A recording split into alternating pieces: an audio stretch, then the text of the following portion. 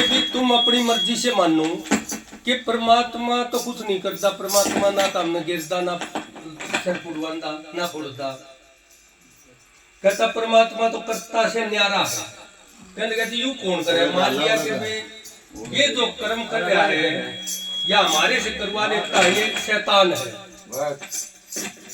ठीक है भाई, किसी का सिर फोड़ दिया, किसी को गाली दे दी, वो शैतान करवावे सारे काम। तो किसी का चोट लगी, वो शैतान चोट मारे है, यो न्यारा है। तो इस बात से वही कि फिर परमात्मा को रटने की जरूरत, उल्टे सीधे काम उस शैतान को क्यों नहीं रट लिया, उसी से माफी मांग लिया, भाई तू हमने न मारिए, हम तेरी रचना लगाएंगे। परमात्मा की क्या जरूरत रहेगी फिर अपन।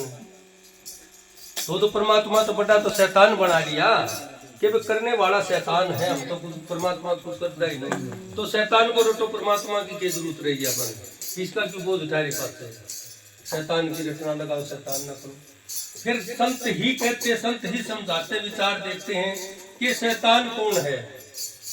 अब इसकी व्याख्या इन शब्दों के अंदर से भी है।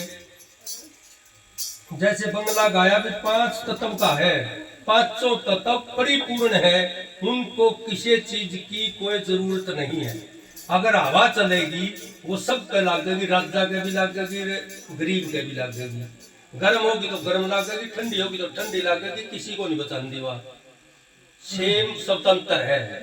सूर्य निकलता, सबको रोशनी बराबर देता है।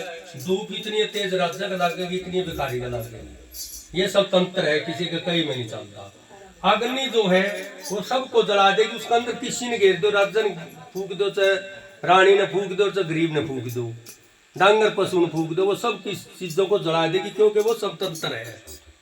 इसी तरह जल है, सबकी प्यास बुझाएगा, राजा पियो, गरीब पियो, संत पियो, कोई भी पियो, सबकी प्यास बुझाएगा।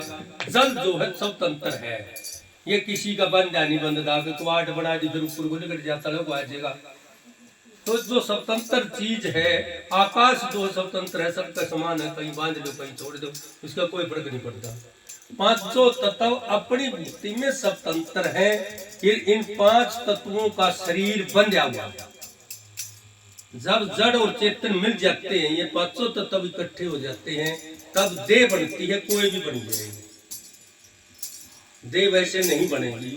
अब कई बार हम शब्दा में कह जाए या तो फिर मिलन की ना कह देनी है।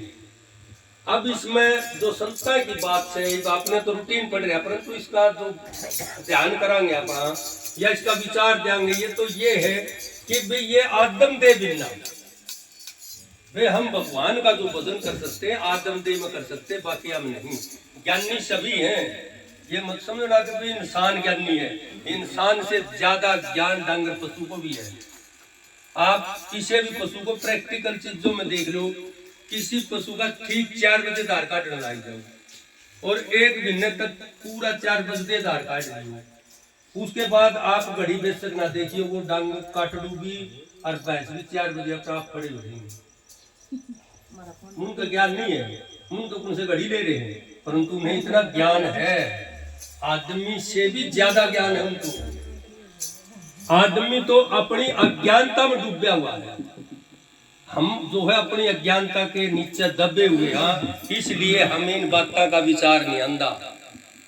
अब जमीन है, तल रही है, पैर फिसल के गिर गए, कोई शक्ति काम कर रही है जो डांट रही है और गिर भी जाते हैं। आपको उनसे गिरना नहीं चाहते परंतु फिर भी गिरते हैं।